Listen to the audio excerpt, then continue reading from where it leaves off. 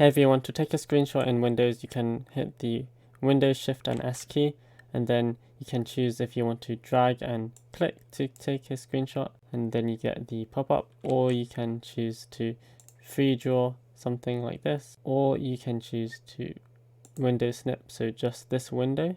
For example, if it's smaller like this, I can do Windows Shift and S, then choose the window. Or I can do a full screen snip, which takes a screenshot of all the monitors. But I'm just going to choose to do a window snip like this. After taking the screenshot, I can go ahead and paste this image, say in a Word document, but I can choose to click this, and then I can also save the image. Over here, I can draw on the image like this, I can highlight it, I can add a ruler, modify it more. I can choose to also take screenshots from here, do a time screenshot, etc. And I can also crop it further if I want to, like this. And then here's copy, share, zoom in, and then also print, etc.